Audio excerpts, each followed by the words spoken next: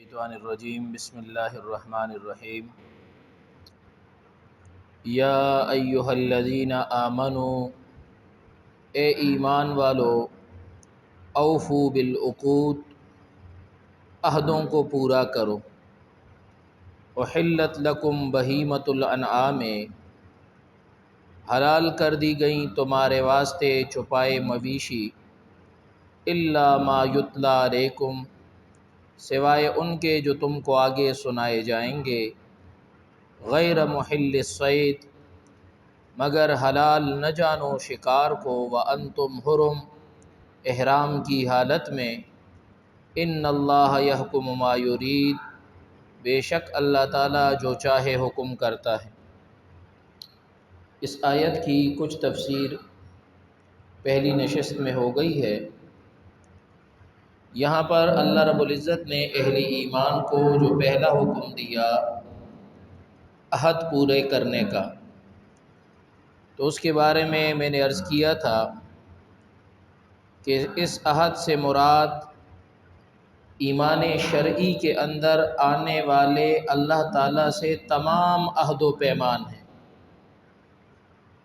لہٰذا انسان کی ذاتی زندگی میں جو انسان کام کرتا ہے یا حیات اجتماعی زندگی میں جو انسان مختلف امور اور نظاموں کے تحت زندگی گزارتا ہے، صلح یا امن کے حالت میں ہو، جنگ کے حالت میں ہو، انسان جن جن شریعت کے احکامات جو شریعت کے احکامات انسان کی طرف متوجہ ہوتے ہیں، ذاتی اجتماعی زندگی میں امن اور جنگ کی حالت میں، ان تمام میں انسان جن خدائی احکامات کا مخاطب ہے وہ سارے اللہ کے ساتھ عہد و پیمان ہیں۔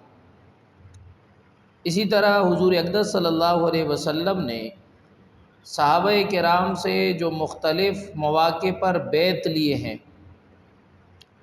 ایک بیعت تو وہ تھی جو حضور صلی اللہ علیہ وسلم صحابہ کرام سے اسلام کا عہد و پیمان لیتے تھے، جہاد کی بیعت لیتے تھے، سمع اور طاعت کی بیعت لیتے تھے، یا اسی طرح دیگر اچھی عادات اور امور خیر سے متعلق بیعت لیتے تھے، وہ بھی اس عہد ایمانی کی صورتیں ہیں، اوفوا بالعقود میں داخل ہیں۔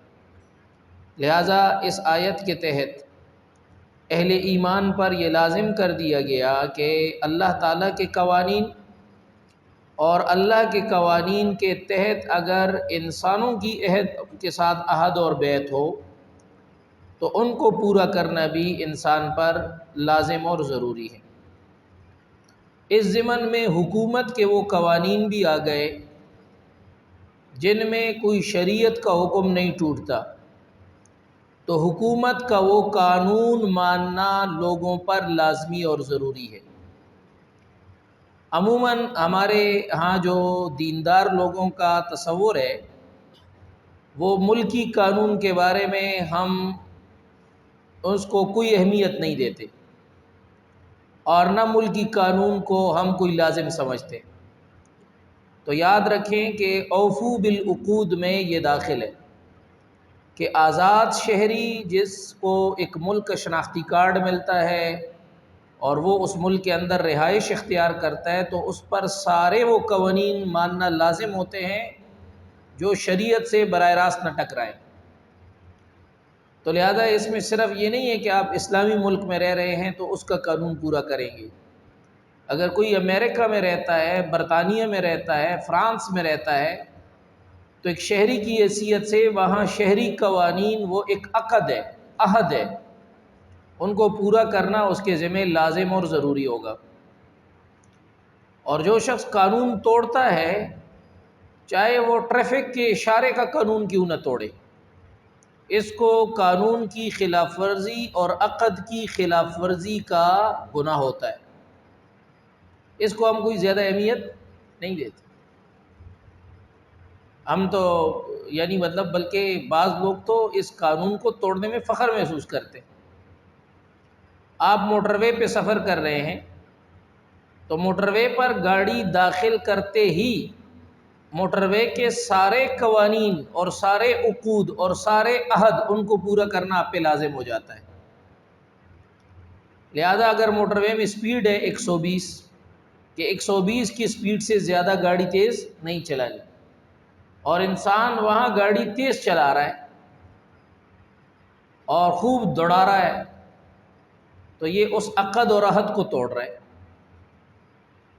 یہ اس عقد اور عہد کو توڑ رہا ہے۔ رانگ سائڈ سے آپ گاڑی کو کراس کر رہے ہیں، ٹھیک ہے، اور ایک مخصوص سپیڈ حکومت نے وہاں لکھی ہوئی ہے، اس کی آپ پابندی نہیں کر رہے، تو یہ عہد کی خلاف ورزی ہے اور اس کا گناہ ہوتا ہے۔ لیکن ہمارے ہاں لوگوں میں دین کا یہ شعور نہیں ہے، نہ وہ اوفو بالعقود کے تحت اس کو لازمی سمجھتے ہیں۔ حالانکہ میں نے عرض کر دیا کہ حضور صلی اللہ علیہ وسلم نے انتظام ملکی کے لیے، جہاد کے لیے، ذاتی دینداری زندگی گزارنے کے لیے صحابہ سے جتنے بیعت اور عہد لیے تھے سمع اور طاعت کے، وہ سارے اس میں داخل ہیں۔ تو اسی پر قیاس کرتے ہوئے انسان جہاں زندگی گزارتا ہے اجتماعی، وہاں جتنے قوانین ہوں گے وہ اس پر پورے کرنا جناب اس کو لازم ہے۔ اسی طرح کوئی ملازم ہے، ایک جگہ ملازمت کرتا ہے، تو ملازمت کی جو ڈیوٹی ٹائم ہے، حکومت نے وہ ڈیوٹی ٹائم گویا آپ نے عہد کر لیا ہے کہ میں اس ڈیوٹی ٹائم میں جناب کیا کروں گا، وقت دوں گا حکومت، اور وہ جناب کبھی 1 گھنٹہ پہلے نکل آتا ہے، کبھی جناب 2 گھنٹے پہلے نکل آتا ہے، کبھی درمیان میں چلا جاتا ہے اپنے ذاتی کام کرنے کے لیے، یہ بھی اوفو بالعقود کے خلاف۔ اسی طرح ہم جب کسی ادارے میں داخلہ لیتے ہیں، مدرسے میں داخلہ لیتے ہیں، اسکول کالجز میں داخلہ دیتے ہیں، کسی اور ادارے میں جاتے ہیں، تو اس کا کچھ خاص قانون اور عقد ہوتے ہیں۔ وہ شروع میں وہ آپ سے وہ حلف نامہ لیتے ہیں، وہ عہد ہے، آپ کا معاہدہ ہے مدرسے کے ساتھ یا ادارے کے ساتھ، اس معاہدے کی پابندی کرنا لازم ہے۔ اسی طرح اگر کوئی کہیں ملازمت کر رہا ہے، ایک معاہدہ ہوتا ہے، اس معاہدے کی پابندی کرنا بندے پر لازم ہوتی ہے۔ یہ ہمارے مولوی صاحبان نا اس میں بڑے جناب ہم کمزور ہیں۔ ہم کسی جگہ جاتے ہیں تو ایک تو ہماری ترتیب ساری غیر شرعی ہوتی ہے، شریعت ہم پڑھتے ہیں لیکن شریعت کی پابندی نہیں کرتے۔ میں آپ کو چھوٹی سی مثال دیتا ہوں۔ آپ جاتے ہیں باہر ایک رکشے والے کے ساتھ، کہیں آپ نے جانا ہے، لوگ جا کے بغیر اجرت طے کیے بیٹھ جاتے ہیں اس میں، بعد میں وہ کہتے ہیں 500 دو، آپ کہتے ہیں نہیں 400 لو، اور جھگڑا کھڑا ہو جاتا ہے۔ سمجھ میں آ گئی؟ جھگڑا شروع ہو جاتا ہے۔ تو وہی آپ نے شریعت کی تعلیم کیا ہے؟ شریعت یہ ہے کہ جناب آپ کسی کو اجرت پر لے رہے ہیں، کام کے لیے گاڑی لے رہے ہیں، بندہ لے رہے ہیں، سب سے پہلے اس کے ساتھ مزدوری طے کرو، اجرت طے کرو۔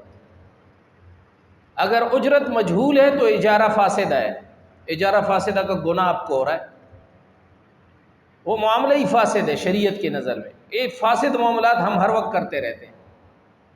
اسی طرح عقود اور عہد کا معاملہ ہے کہ ہم عہد کی پابندی بالکل نہیں کرتے۔ ہم عہد صرف اس کو سمجھتے ہیں کہ آپ نے کسی کے ساتھ وعدہ کر لیا تو وہ وعدہ آپ نے پورا کر دیا، وہ تو زبان ہے، وہ پورا کرنا بھی ضروری ہے، لیکن جس جگہ جو قوانین ہوں گے وہاں قوانین کو ماننا ضروری ہے۔ آپ نہیں مانتے تو آپ نکل جائیں وہاں سے، اگر وہاں رہتے ہیں تو قانون کو ماننا لازم ہوگا۔ ہاں ایک چیز ہے کہ وہ قانون شرعی حکم سے نہ ٹکرائے، اگر شرعی حکم سے وہ قانون ٹکراتا ہے تو پھر آپ نے خود کو اس سے بچانا ہوگا۔ تو یہ حضور صلی اللہ علیہ وسلم، اللہ تعالیٰ نے پہلی تعلیم یہ دی ہے کہ اوفو بالعقود، عقد کو، عہد کو پورا کرو، معاہدے کی پاسداری کرو۔ آگے اللہ تعالیٰ نے جانوروں کا ذکر کیا، اس کا میں نے عرض کر دیا تھا، پہلے درس میں ہو گئی یہ باتیں۔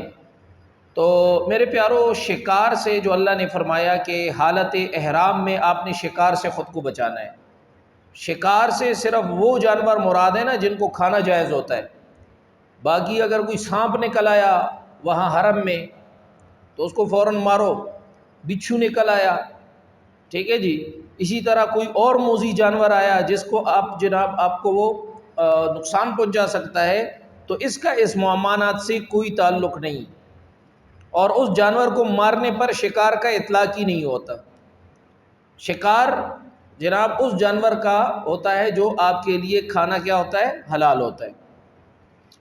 پھر میرے پیارو اس میں جو خشکی کا شکار ہے اس کی ممانعت ہے۔ اگر دریائی جانور کا شکار کسی نے حالت احرام میں کر لیا تو اس کی اجازت ہے، مثلا جا کے احرام کی حالت میں جا کے مچھلی پکڑ لی دریا سے، تو اس سے جناب ممانعت نہیں ہے۔ ممانعت صرف اور صرف خشکی پر شکار کے جانور سے ممانعت۔ آخر میں اللہ تعالیٰ نے یہ قانون بیان کرنے کے بعد فرمایا ان اللہ یحکم ما یرید۔ اس پر کچھ گفتگو میں نے کر لی تھی، جو بڑی ضروری بات یہاں کہنی ہے وہ یہ ہے کہ اللہ تعالیٰ کا ارادہ انسان کے لیے اصل قانون ہے۔ اللہ کے قانون سے اوپر کسی کا قانون نہیں۔ تو اس میں اس بات کی طرف بھی اشارہ ہے کہ اللہ بندے کے لیے جو چاہتا ہے بندے کو اس کے سامنے سر جھکانا چاہیے اور اس کے بارے میں حکمت تلاش نہیں کرنی چاہیے۔ اللہ کا قانون ہے عبادت ایسے کرو، آپ کو حق نہیں ہے، بندے کو حق نہیں ہے کہ بندہ پوچھے کہ میں نماز کیوں اس طرح پڑھوں، یہ رکوع کیوں اس طرح کروں، یہ رکعتیں 2 کیوں ہیں، یہ رکعتیں 4 کیوں ہیں۔ کیوں کا سوال اللہ کے قانون پہ اٹھانا یہ بندے کے لیے درست۔ ہم عموماً جناب جب کوئی یہ جدید تعلیم یافتہ لوگوں کے اندر ایک بہت بڑی بیماری ہے کہ جدید تعلیم جو مغربی تعلیم ہے، چونکہ مغرب کا جو نظام فکر ہے اس میں وحی نہیں ہے، اس میں وحی کوئی ذریعہ علم ان کے پاس نہیں ہے، وہ وحی کی نور سے اور وحی کے علم سے محروم ہے۔ ان کے پاس ذریعہ عقل صرف عقل ہے، ذریعہ علم ان کے پاس صرف کیا ہے؟ عقل۔ تو لہذا وہ جناب عقل میں جو بات ان کو کی نہ آئے تو فوراً سوال کرتے ہیں کہ یہ کیوں؟ تو ہمارے پاس اگلا جواب یہ ہوتا ہے کہ یہ اللہ کا قانون ہے، اور اللہ کے قانون تک ضروری نہیں کہ انسان کی عقل پہنچ جائے۔ وہ تو مالک ہے، وہ جس طرح چاہے۔ مثال کے طور پر اب بچہ ہے، چھوٹا بچہ 6 ماہ کی عمر میں وہ بچہ چاہتا ہے کہ جناب اس کو قیمہ پڑا ہوا ہے اور وہ ضد کر رہا ہے کہ یہ قیمہ میں کھاؤں، مرغن قیمہ کھاؤں۔ تو اس عمر کے بچے کو اگر کوئی یہ چیز کھلائے گا نا وہ بچہ مر جائے گا۔ کیوں؟ اس لیے کہ اس کی غذا اس عمر میں دودھ ہے، وہ روٹی بھی نہیں کھا سکتا، وہ ثقیل چیز نہیں کھا سکتا۔ اب بچے کو کیسے سمجھایا جائے کہ بھائی قیمہ تیرے لیے مضر ہے اور جناب دودھ تیری اصل غذا ہے؟ بچہ اس چیز کو 6 ماہ کا بچہ سمجھ ہی نہیں سکتا۔ ہماری مثال نا 6 ماہ کے بچے کی ہے، 4-5 ماہ کے بچے کی ہے۔ ہمارے لیے کون سا قانون بہتر ہے وہ اللہ میاں جانتے ہیں، جیسے بچے کے لیے کون سی غذا بہتر ہے یہ ماں باپ جانتے ہیں۔ اس میں بچے کے چوائس کو نہیں دیکھا جاتا بلکہ اس کو دیا جاتا ہے وہ جو اس کے لیے بہتر ہو، کیونکہ بچے کو کوئی فہم نہیں ہے۔ تو خدائی قوانین کے مقابلے میں عقل انسانی اس طرح ہے جیسے 6 ماہ کے بچے کی عقل غذا کے بارے میں ہوتی ہے۔ تو اللہ تعالیٰ ہمیں جو قانون دیتا ہے اس قانون پر جس طرح 6 ماہ کا بچہ غذا پر اعتراض نہیں اٹھا سکتا، اس طرح ہم اس قانون پر بھی سوال نہیں اٹھا سکتے۔ اللہ رب العزت عمل کی توفیق نصیب فرمائے۔ سبحانک اللہم و بحمدک اشہد ان لا الہ الا انت استغفرک و اتوب الیک۔ صلی اللہ تعالی علی خیر خلقہ محمد و آلہ و صحبہ اجمعین برحمتک یا رب۔